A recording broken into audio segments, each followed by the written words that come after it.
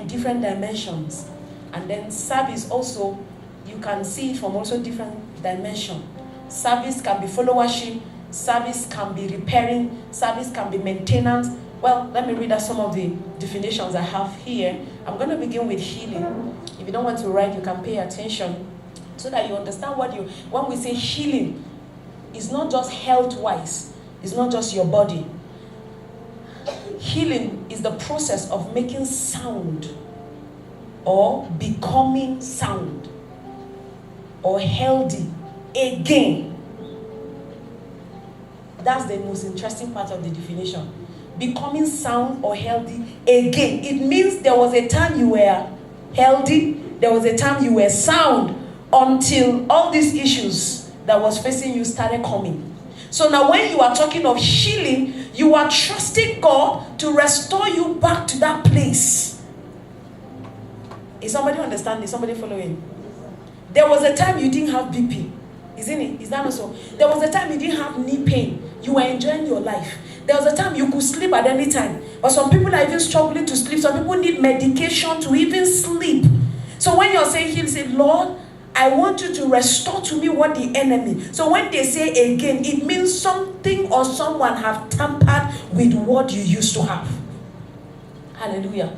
Another definition says healing is to cause a wound, injury, or person to become sound or healthy again. Also, in another context, healing is to alleviate a person's distress or anguish. That's what we say. It doesn't have to do with health alone. Distress or anguish, to alleviate. You alleviate a person's suffering. Whether it's a financial suffering, is career distress, or whatever it is, to alleviate it. That's what healing is all about. Now, service, talking about service. Service, somebody, when they say service, there are some people that they think of that service just like we're sitting here. So he's coming to church every day. That's service. So healing by service. So somebody's definition in their head is healing by coming to church every day. So if I come to service, church service, let me specify it. Church service. We're in church service now. Okay? This is not just service, this is a church service. Okay? So somebody is thinking healing is coming. I'll never miss. Very, very good. Very correct. But it's more than that. It's deeper than that. So service is an official order or commission to do something. So the reason why you're seated in this particular service is for a reason. That is why any human being that God used his hand to create, that is a non-entity. Every single one of us have our space. That is where you don't need to compete with anybody. That is where you don't need to envy anybody. Whatever they own, whatever they possess, just discover your own space. Do you get it? So service is an official order or commission to do something. You know what it means to commission? To ordain. Every one of us seated here is being ordained of God. How did I know that? Did you remember Jeremiah chapter 1? That God told him, I knew you even before I formed you in your mother's womb. When I was forming you, what I had in mind, I am forming a prophet. So that you will know that you are not a biological accident or mistake. Whether you were born out of wedlock or in, what do they call it? Plenty husband and wife. What do they call it? Polygamy. That's the reigning one. The one that is plenty husbands, what do they call it? Eh? Please, I want to hear the English very well, sir. Polyandry. You see, the one of women is always hard to pronounce. Because a man will do something that when a woman does it, it takes more energy. Polyandry. Please, I can't even pronounce it. Let's not come close to my dwelling. Do you know why I said that? I'm coming from that kind of background. So I reject it by all means. Now, another definition of service is the authority to carry out a policy. As a kingdom child, we have a policy. That's where I have problem with church people. No, at church now, I thought now Bama sa window, when I do okay, Bama you make up. So there's this judgmental attitude we have against one another. When somebody does not look like the way you look in your dinner, who told you that your wall is everybody's wall? Why are you trying to force everybody to be what you want to be? That's your choice. Let people be who they want to be. I mean, the level of our work with God is not on the same altitude. It's not on the same level. If they put us on a scale, somebody may be 30% or 30 kg. Somebody may be 80. Somebody may be 1 kg. So let none that is 1 kg, you know that the one of 1 kg and 80 kg, they have the same problem. Eh? The one of 80 is really looking down on the one of 1 kg, and the 1 kg is really thinking the one of 80 kg is overdoing everything. So they both have the same problem. Either ways, they both have the same problem because they are thinking alike. That's why I have problem with somebody that you are educated, you are civilized. Then you meet the uneducated, civilized ones. I said the teenagers, we have educated illiterates that have certificate but can't defend it. If they speak English for you, you look for cardboard and cover your face. Tell them to write an application letter for you. It's like a primary school child. So the authority to carry out a policy regarded as given by the electorate to a party or a candidate that wins an election. Another point, you are seated here by God's election.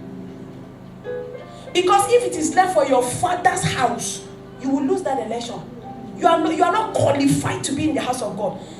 Let me tell you something. This afternoon I was listening to a man of God that what he was saying, the Holy Spirit was giving me another dimension. When the Bible talked about as soon as Jesus gave up the ghost, the Bible said that the veil in the temple was torn, right? But do you know what? Do you know really the significance of that thing? That thing made more sense to me today.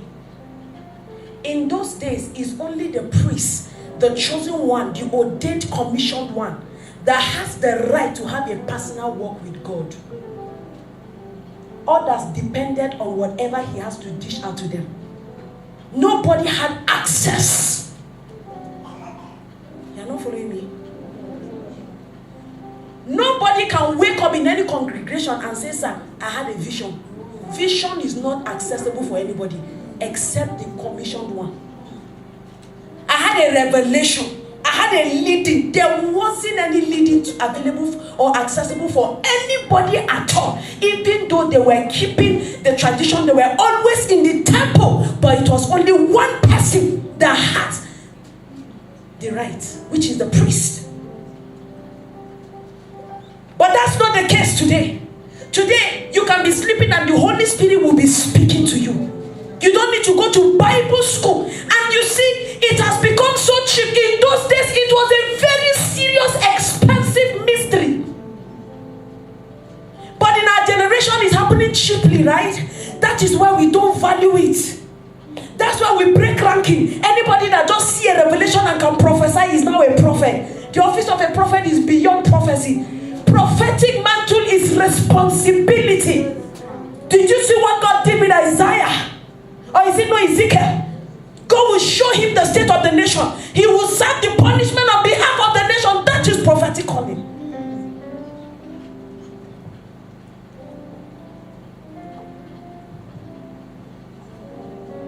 That's why a prophet, if he's here, or the gift of word of knowledge, those that are manifesting in that place. If somebody had a severe headache, that's exactly what they are feeling. If you hear them say, that is exactly what the person is feeling. God will put the pain on the person.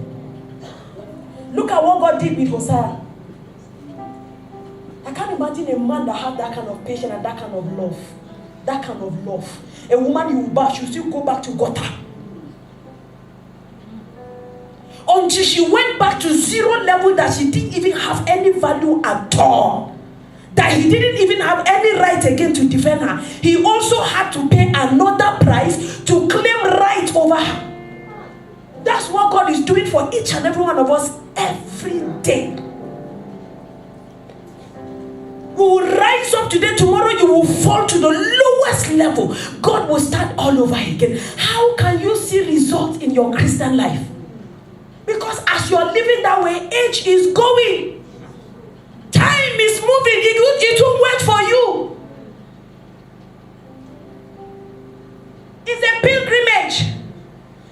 I read an article. The person said, God have decided, if today you woke up and you say you want to go to Terminus, it's God that decided that for you. If God didn't decide that, it won't cross your mind. Those of you that go on pilgrimage to Israel, have you on your own charter taxi? I want to go somewhere. If you miss road, if they catch you, the fine you will pay before they will refund you to your country. The suffering you will suffer, they'll first put you in prison. It's not like Nigeria that they joke anyhow.